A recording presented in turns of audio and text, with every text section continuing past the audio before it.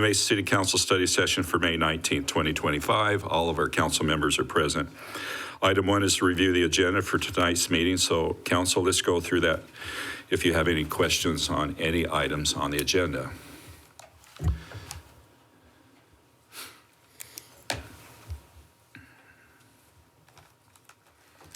Council? I just have on the text amendments on 6C. Maybe you could give us just a high-level overview, Mary or Rachel, whomever would like to do that, what that's going to pertain to. Because I see a petition from Venture Out in and what all that means. So, thank you, Rachel. Good evening, Council.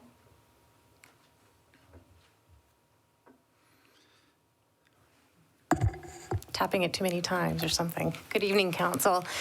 So the proposed text amendments, doesn't seem like it's going. The proposed text amendments, it's really basically looking at the question of whether the city should allow conventional construction in manufactured home and recreational vehicle subdivisions. So we're not looking at expanding that to parks, just within subdivisions where people own their individual lots like you do in a normal residential subdivision. The petition that was received from Venture Out is in support of the proposed text amendments. So there have been a lot of requests to do conventional construction within that neighborhood itself. So that petition was circulated by some residents and signed by a majority of the homeowners in that neighborhood. So for Venture Out, they would not be doing any conventional building in that park? Mayor, they would. They would be able to do that? Yes, they would be able to do conventional construction with these text amendments, and that's why they have submitted the petition in support of this. Do we allow that now? Currently, we do not. We do not allow conventional construction in either our manufactured home or RV subdivisions, nor our parks. Was this a legislative change that allowed this use, or just an update? Mayor, this is not. So this was something that was discussed with council during the balanced housing plan, is a way to expand housing types within the city. So staff has looked into that and brought forward a proposed text amendment. Okay. That's all I have. Thank you. Nothing else, council?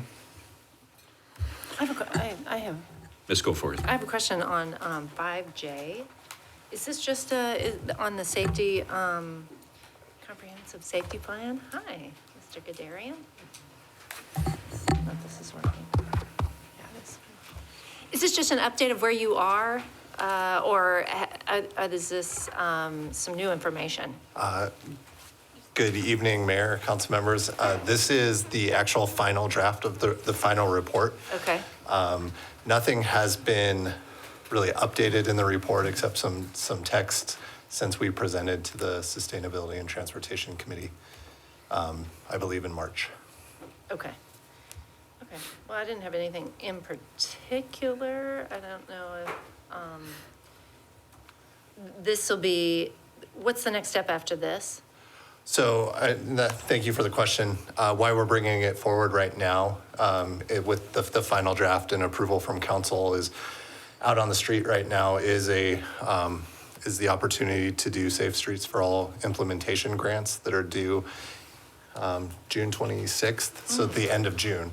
Okay. As part of that, to apply for the grant, we need our plan approved by council, or adopted by council. Okay. So that's why we're here tonight, so that we can move forward with a grant application. Our grant application, we're going to be looking at upgrading a number of our signalized intersections to protected left turns only. We found that's our biggest bang for our buck as far as reducing the number of fatality and serious injury crashes that we have in the city. And that this plan identifies those locations. Okay, what about the other, some of the other, I guess you call them strategies? So will they be funded by the Safe Streets for All grant too? Are we starting with the intersection light left turn? Is that where we're starting, and then? Yeah, so I think for, as far as infrastructure strategies go, we're starting with this. We'll look for other means to fund other types of projects, whether that's through bonds or if we can use our photo safety funding for smaller projects that we can do, we'll look to do that also. And then we're also going to move forward with our non-infrastructure strategies and looking for ways to get out into the public and educate them about driver safety, pedestrian safety, bicycle safety, and motorcycle safety. Okay. So we think there is going to be Safe Streets for All funding for Yeah, implementing? it's been advertised. It kind of surprised us that they advertised it here last month, and all the applications are due at the end of June. Okay. Awesome. Thank you. Anything else, council? Mr. Adams? Thank you. Maybe a related question. When any traffic signal goes through the cycle of yellow, red, do we still have a delay from red to the opposing green? Mayor, Councilmember Adams, yes, every traffic signal has what's called an all red time, and it's based on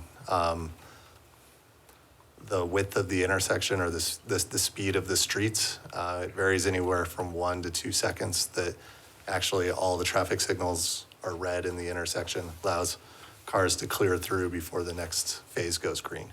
Is that timing based on any study or just our own best practices, or have we looked at that timing with compared to other cities to see if maybe a longer time reduces red light running accidents? So, yeah, our red light times are based on engineering standards. There are lots of studies done. Actually, if you have too long of an all red time, people realize that too, and it actually then decreases the safety of the intersection because people know they can sneak through on the red. Thank you. Anything else, council? All right, thank you. Thank you. Gary, Sabina. We're going to move forward with item 2A, presentation discussion on the Parks and Recreation Community Facilities Department proposed budget recommendations for swim and youth programs. Andrea and your team, thank you. I know this has been the topic of, we've received a lot of comments through the clerk's office, as you know. In fact, I got quite a few here, both sides, so been reading through them. What about the flow rider? Mayor, I'll throw you Council, off. we are proposing to eliminate as a presentation on April 7th, the Flow Rider leagues in the off-season. So based on those comments, we've gone back and looked at a possibility of being able to put them back in place at a higher fee where we can recover completely the costs for staffing it during the off-season. And so that is a possibility. We did go to the Parks Board, Parks and Recreation Advisory Board last Wednesday and reviewed fees and charges with them as a second round, as we talked about on our April 7th presentation, to look at raising fees approximately 10% across the board starting August 1st. And so the advisory committee was in support of that staff recommendation. All those changes in fees, including if we offer Flow League during the off-season, will be within the ranges that council has approved for each of our programs. And so we can implement those as we see that we can bring staffing in place, have the guards in place, and raise the fee in order to cover the cost for that. Sorry, that very good. Do you want to go through your presentation or? Sure. Mayor, Council, we're asked to bring back just some limited topic items in order to discuss some of the background information about why our recommendations for our budget were the way we presented them. And so this is those specific items that you asked us to follow up on. It's not the complete presentation again. And so the first area that we talked through and we're presenting are the aquatics program reductions. And so the question was asked why we identified those areas compared to other areas.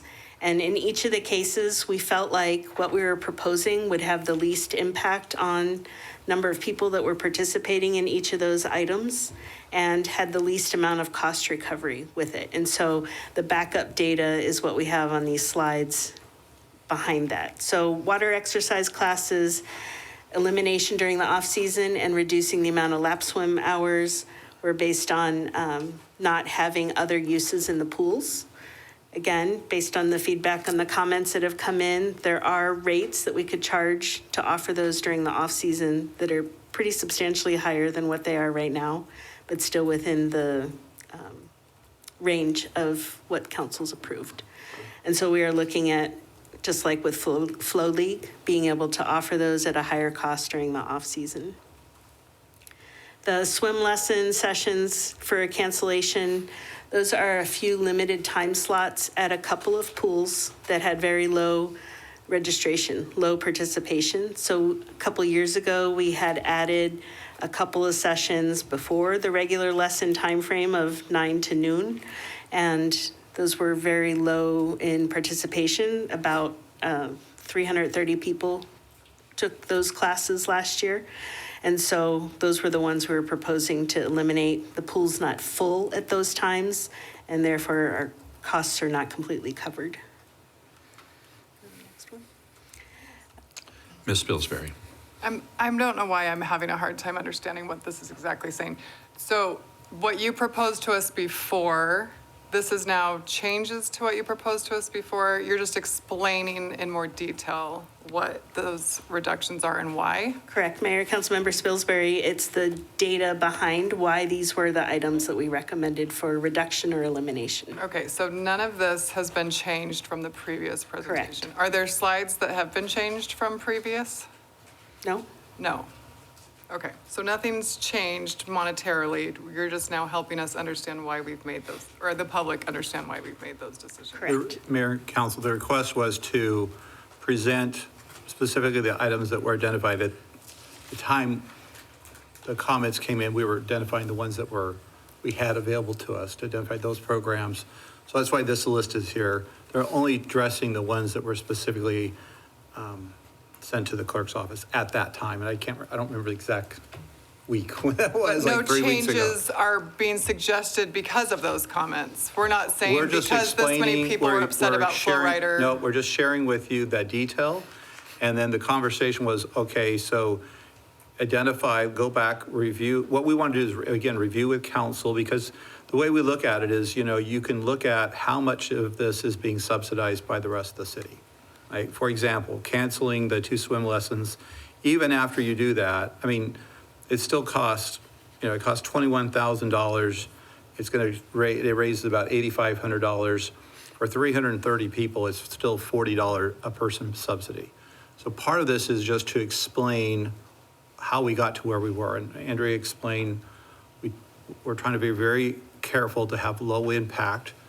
I know it does have a huge impact on certain individuals, but looking across all the programs, we specifically Andrea identified those ones that we felt were the lowest participation, or specifically a time or a day or an event where we could have the least impact on. Now, it doesn't mean someone's not going to be impacted, it's just the minimum impact.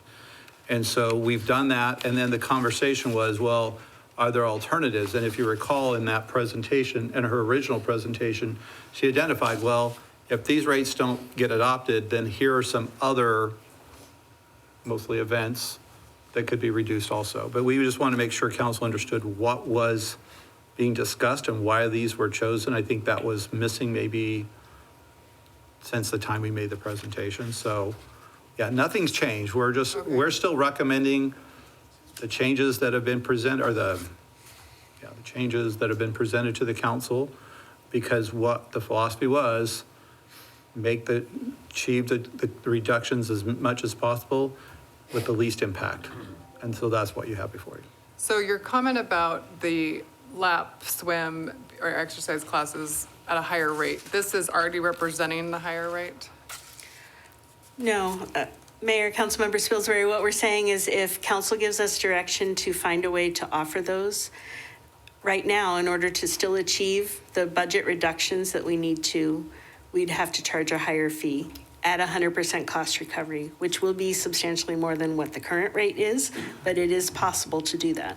So for the example she gave at the beginning was a flow rider, right? So after we came back, after those reductions were proposed, the groups or the individuals that were very much affected by this said, well, wait a minute, we understand you're trying to do some cost recover. What if we agree to Pay more. pay more, and it's substantially more, where I think you're gonna have to go back to the Parks Board for approval, is Mr. that? Brady, we're still within our range. Oh, you're still in there? Okay, so you're. So they but- had proposed $115 per session. That's, Okay. their sessions are a month long, but in order to completely cover our costs, if we put that back on the schedule, we'd have to charge Okay, $190. so the point is, they've agreed, that specific group, that's one way we solved, I say solved, we addressed the flow rider not having to be eliminated, because they're just going to agree to pay a higher fee during that time. So we would, that's a change, right?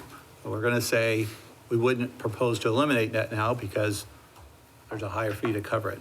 I think what you're saying in some of these others, that could be a possibility.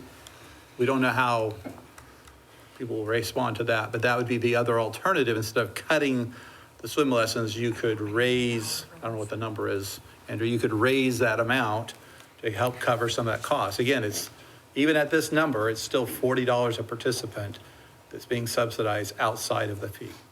Okay. Can I just tag on to that? So, let's say we raise it on the flow rider, if that's what we're talking about, from 115 to 190. I think there's a certain assumption that the participation would remain stable. I'm concerned, like, oh yeah, you know, we'll pay the extra, but then the participation is in half.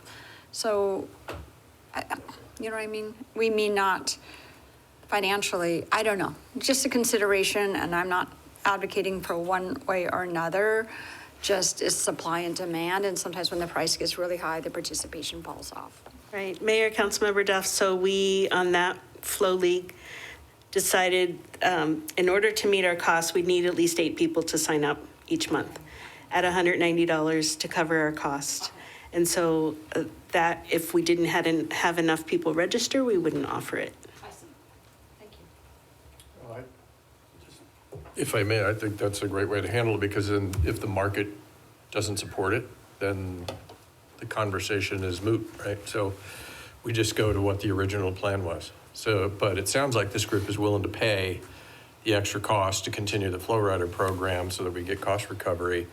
If that's the case, I think that's a positive step toward providing that service for those who are going to use it.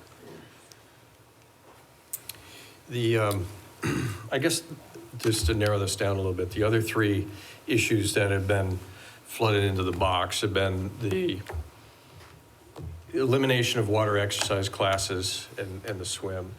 There's concerns about canceling some of the swim lessons for the kids and youth sports. So are there potential solutions or alternatives that we can continue to provide those services along the same vein, either in cost? And I know for the youth sports, cost was a concern, but are there alternatives that we can look at within the existing proposed budget to help maybe offset some of that? For example, you know, I wonder, and this is for the council to decide, we talk about, for example, we do 2 Celebrate Mesas per year, one on the east, one on the west. It's very well attended, but do we really need 2? Would 1 be sufficient and use the savings from the other one to help offset some of the costs for this? And I think that was so the cost for that is $84,000. Minus revenue? Which side of town do you choose? Well, that's a discussion we could have. Do we go, maybe we flip it every other year? Maybe cut it all. So Cut it all together? I know one of the main comments we got too was Little League. So Yeah. you're saying youth sports, so that would include that. But Yeah. 84,000 is not going to even touch any of this. Like, it would have to be a lot more money than What that was to offset that these. number? We were targeting $43,000 increase in income. So it was raising Little League fees $1 an hour a field from. You have My notes here. $85. 10 to 11, I believe. Thanks. So, From Andrew, why don't you- $10 and we've to done that, we did a $11. benchmarking. Why don't you just share a little bit about how that compares with other surrounding cities? Sure. Here are my notes. Right, so we were proposing to increase from $10 to $11 a field an hour during the day and go up to $18 per field per hour at night. And we took a look at some of our neighbors. Gilbert, for example, came up quite a bit in the comments.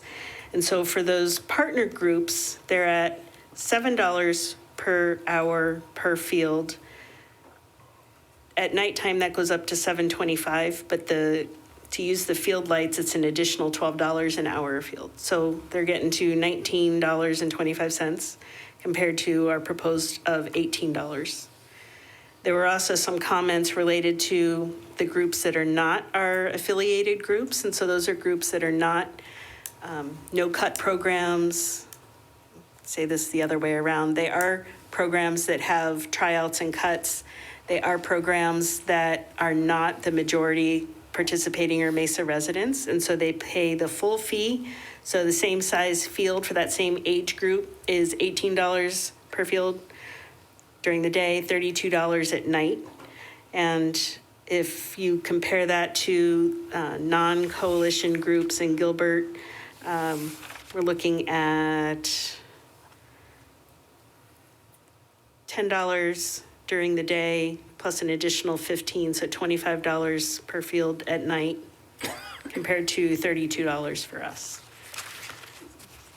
If you go to Cactus Yards, so that's right on the Mesa-Gilbert border, their fees are slightly different. They're at $21 per field for residents, and adding an additional $50 per hour for lights. So that's $71 per hour per Are field. these groups for-profit or nonprofit or part of this? Vice Mayor, it's both. Little League is a nonprofit organization. Mesa Aquatics Club is a private business. Those are the ones that we received the most amount of comments from. Okay, so have we looked at the nonprofit, like Little League? Right, we want to get kids involved and active and outdoors and healthy and not just staying behind televisions or whatever the modern technology indoor gaming is of the day. Keeping people active, getting them into the swimming pool, teaching them how to swim, and even with the senior swim and exercise classes. I mean, those are important for keeping people mobile and healthy. Have we looked at particularly maybe the nonprofits versus the for-profits and how we might structure those fees? Right. Vice Mayor, so that's our affiliated programs. We The do that only for affiliated youth, and they have to be no-cut programs. They have to be the majority of Mesa residents.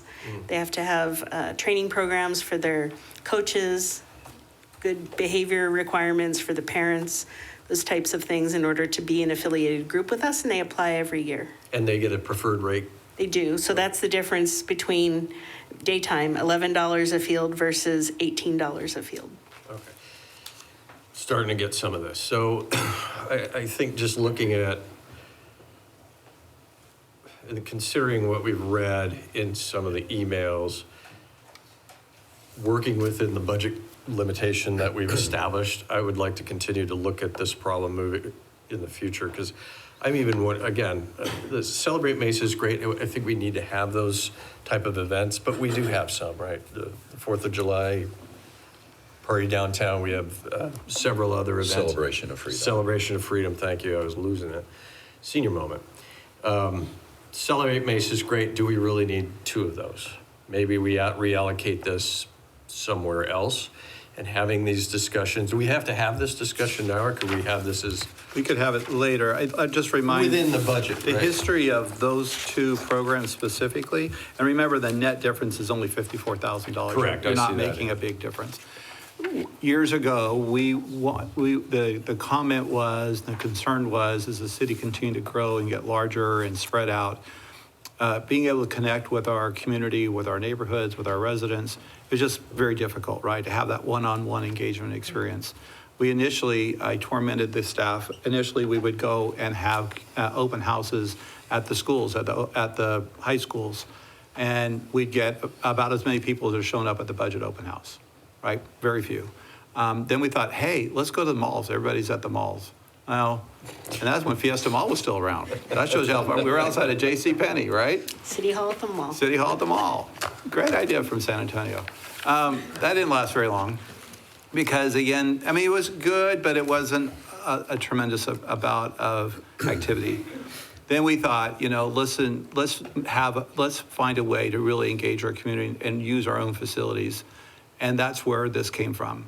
It was a Celebrate Mesa. And I will say, as we've had this over the years, it has been the most effective one-on-one engagement with our community because it's a free event. We do them on the west side, we do it on the east side. It's $54,000. It gets a lot of our community who would never have the experience of putting on a plastic hard hat or walking up to a fire truck, walking up to a swap mobile, walking onto a transit. So, the 54,000, I know it's a number and we have to look at numbers, but I'll tell you the impact on our community as far as engagement one-on-one with our community. We don't do anything else like it, right? Everything else is virtual, everything else is whatever. And the 4th of July is a big thing. That's just one part of the city. The nice thing about Celebrate Mesa is we've gotten it pretty well down and we've got on both sides. But it's $54,000 out of a $2.6 billion budget. And so those are things we need to think about. Yeah, and I think the other thing we have to think about, though, is what's the preference of the community? I appreciate the engagement that we get out of these, but we're making cuts to services that people really seem to appreciate. They want to have the swim lessons. The exercise is important for their health. Kids softball, again, or baseball, again. Those are real programs that impact the health and wellness of our community. And if there are other ways of getting some of this feedback by incorporating them into existing programs, maybe we have to start looking at that. But what we've heard from our community is that these programs are important to us, these parks programs. And I don't want us to be tone deaf to that. So how we figure that out moving forward within the budget that we're going to establish, I think this is worthy of an ongoing conversation and engagement with those communities because clearly this matters. Mr. Reddy first. Real quick, clarification on specifically on the Little League fields piece. Is there stacking fees that we have there as far as, I know you mentioned the $11 in the daytime and different costs on nighttime, but is there a staffing fee? And then there's I think that's some of the issue as well. There's additional stacking fees that are being added to this that might be an issue of the increased costs. And so I wasn't as clear, the information wasn't as clear to see those pieces. Curious if that's the case on this. Are we talking about additional stacking fees on the pool rentals? And I'm assuming there are. So I'm not sure the information provided kind of captures all the fees that somebody has to pay in order for us to, for them to utilize our facility. So unless you shared that and I'm missing that, so that's my Mayor, one other piece. Councilmember Heredia, the slide that we have up now, that top line is what you're, I think, referring to. So $11 a field an hour. And then the additional bit that we proposed was charging the groups a field supervision fee that we've never charged before and the midday field preps. And so we had conversations with those user groups starting in January about what this would look like and heard their concerns with the costs.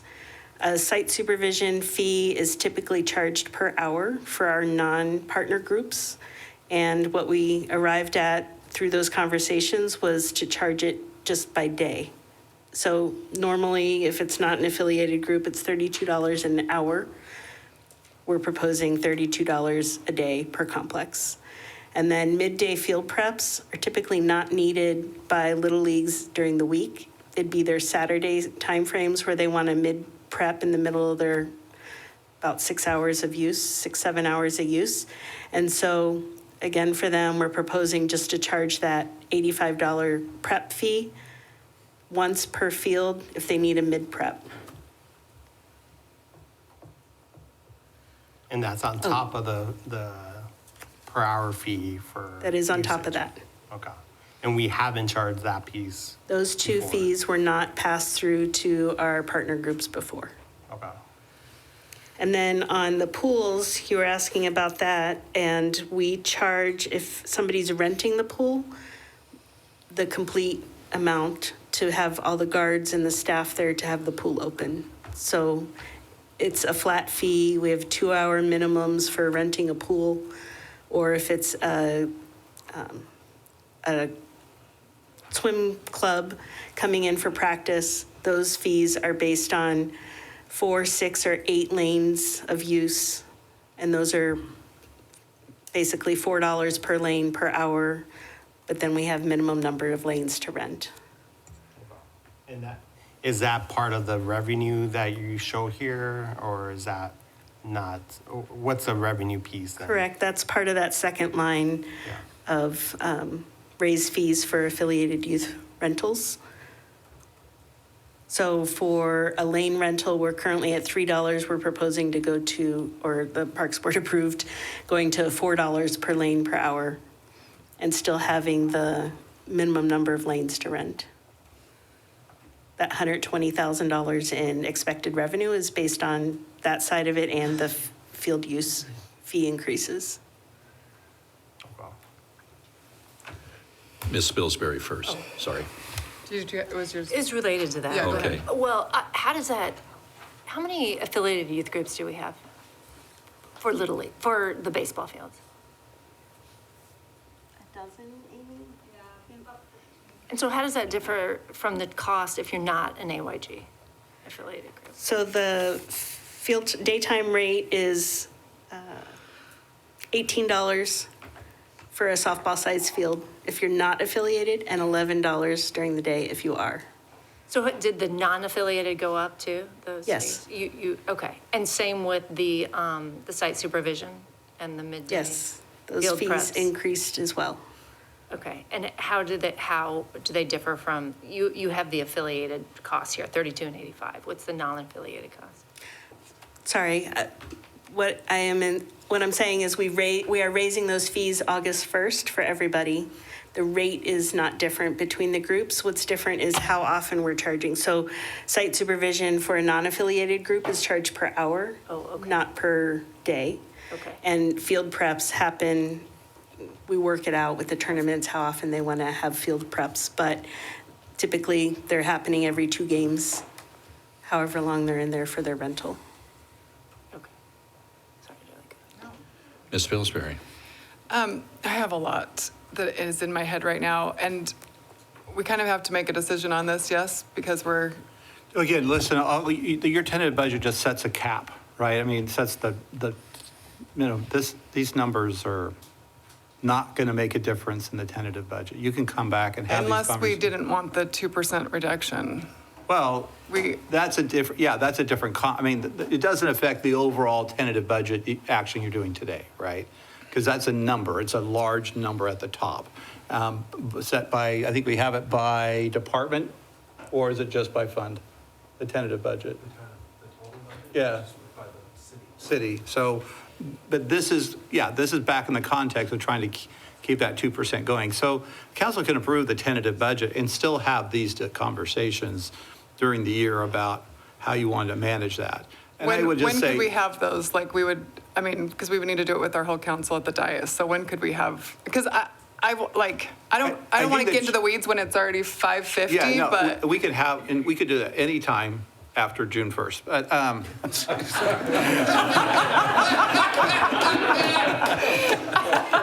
He's like, sure, why not? Yeah, let's have it. But you could start going in, I think, and plus I would say this is a good conversation to be having now to talk about how what this does to impact the youth groups today.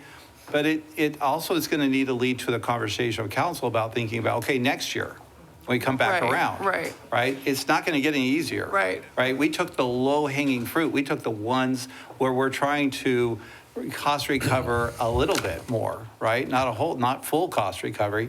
None of these programs are, well, maybe a very few, but majority of these programs continue to be subsidized to the general fund. We've always tried to be very careful on the youth programs where we keep those at a higher subsidy, but on the adult programs, we go higher to recover that cost. That's been the philosophy. We're just trying to give you low-hanging fruit. I understand, and maybe they can be phased in, whatever, but again, it's just gonna make the council's going to have to give some direction because you're going to be back at this again next year. And it's just, I think the messaging is our costs have gone up, our labor costs are going up, and so to hold these prices the way they've always been, the city's just going to have to, you're going to get less and less recovery on it. And it makes it difficult for Andrea to meet her goals when we come and say we need a reduction. Right, and I totally appreciate that because all of this is a balancing act and we have to figure it, you take money from somewhere and you add it to, I totally understand that. And so I'm just, for the two people that don't know, I have 6 children and I lived these programs, right? Like this was, why am I gonna cry? This is the second time now I'm gonna cry during a budget presentation.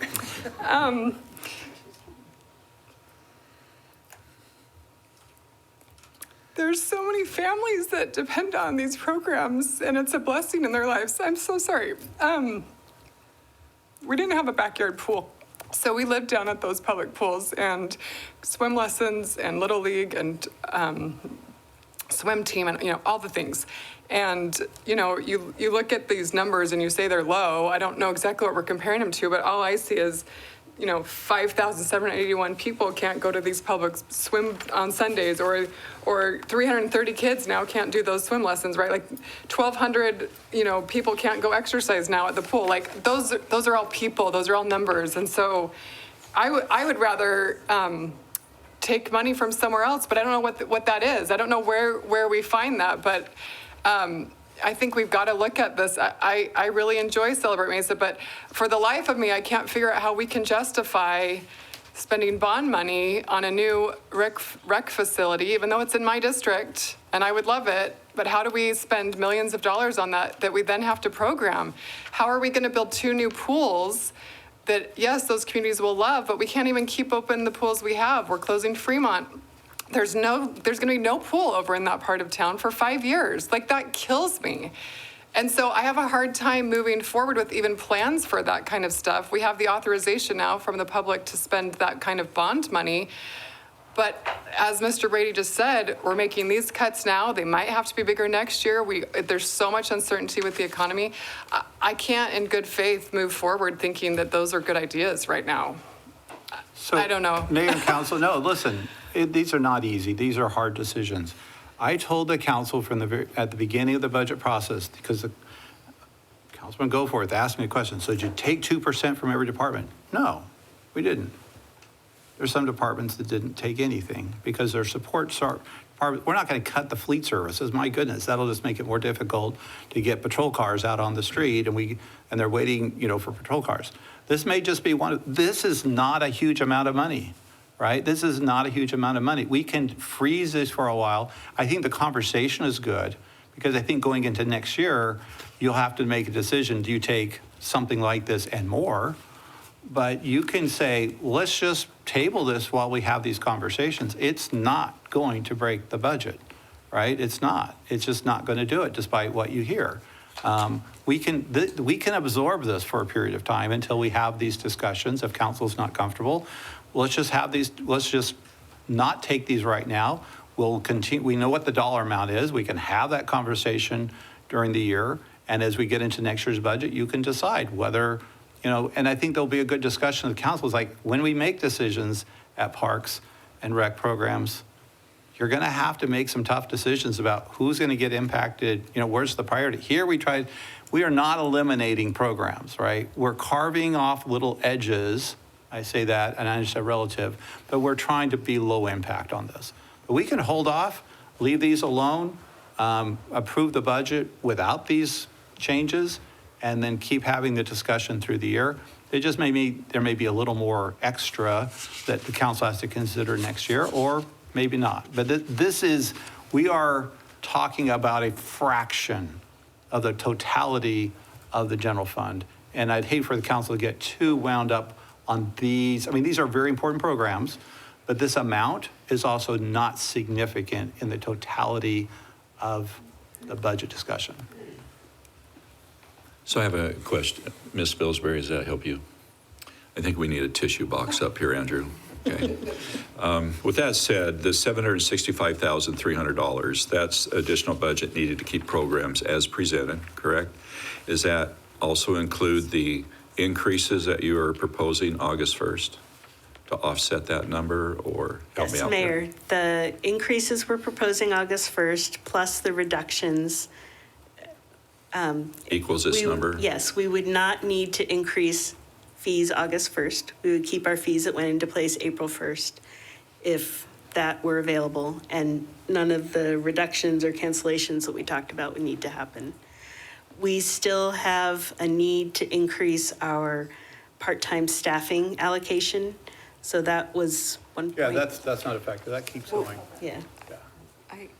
I was just gonna say, I think we actually do need to still increase prices because we needed 1.3 million to cover what we had asked for, because we asked for 26 FTEs.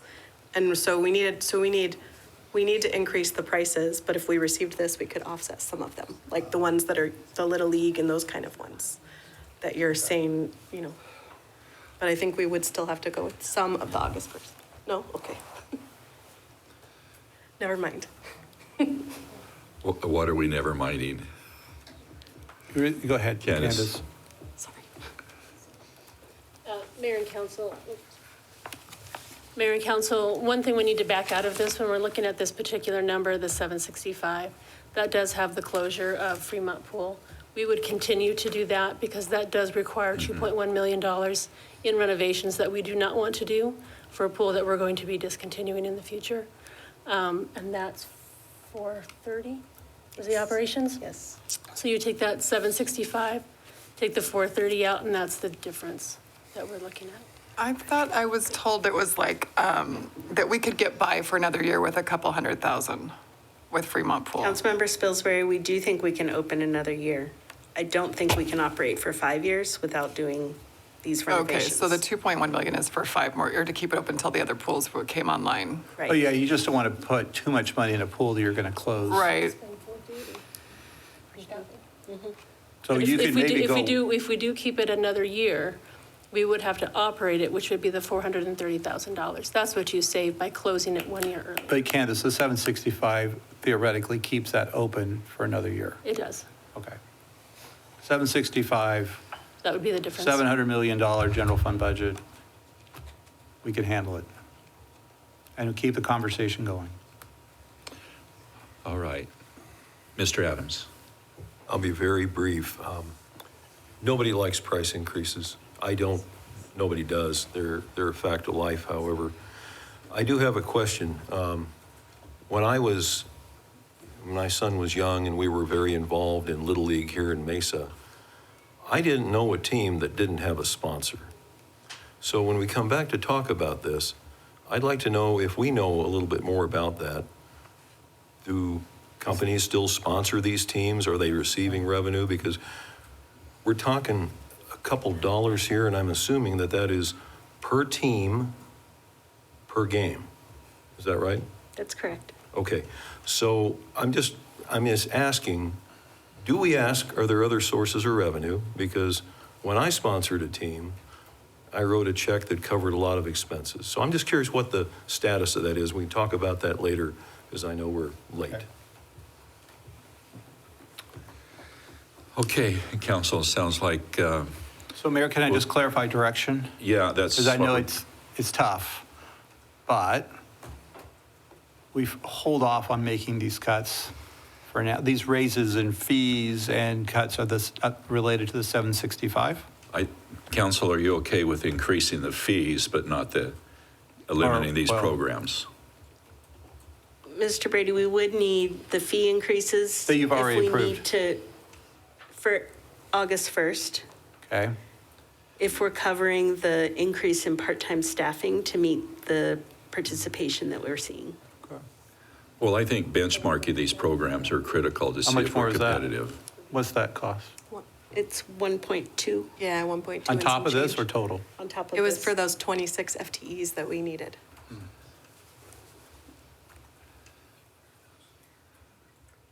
Okay, so interpret that for us. So let's just hold I'm not off on sure which- freezes and cuts, and we will adjust, we will just come back to council and talk about that difference and how we're gonna. There we go. Work it out. Just, That'll be listen, better. it's not, who knows? Everybody go spend a lot of money on Amazon and we'll cover this cost next month, it's So just. so what are we saying, that fees will be Nope, increased still? we're gonna No. hold it. Okay, We're gonna pause freeze on the that freeze and too. we're gonna freeze the cuts. So it's gonna be about $1.8 million, $1.9 million total. Right? Yep, and we'll keep coming back and having discussions. Are pretty close, Brian? Okay. Does that change anything for tonight's meeting? Nope. On 8? Okay. It may change something for the next budget, but we'll, Yeah. 26, 27 year. We'll be fine. Okay. Council, good with that? Let's go for it. All right. Okay, that's better than you think. All right. Item 2B is to take action on board appointment. Is there a motion to approve that board appointment? Thank you, Vice Mayor. Ms. Spilsbury, all in favor, say aye. Aye. All right.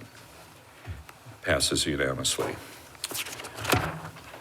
With that, I need a motion to acknowledge receipt of minutes taken for the Planning and Zoning Board and the Sustainability and Transportation Committee meeting. Is there a motion for that? Thank you, Ms. Duff. Mr. Adams, second. Thank you. All in favor, say aye. Aye. All right, motion passes unanimously. Next is current events and conferences attended. Council members, do you have anything you'd like to? I'll do one on Thursday. Okay, on Thursday. All right, anyone else? All right, with that, just to announce our Neon Garden grand opening was Thursday. All of us were there. That was an awesome time. Mr. Brady, can you share a schedule of future meetings? Mayor, we'll see you on Thursday, May 22nd, for a study session. And I think Councilman Heredia then will tell us about the spring blast. Will you do that on Thursday? Yeah, I'll do that. Okay. I'll entertain a motion to adjourn. Thank you, Vice Motion Mayor. to Thank you, adjourn. Ms. Goforth. All in favor, say aye. Aye. Okay. We're adjourned.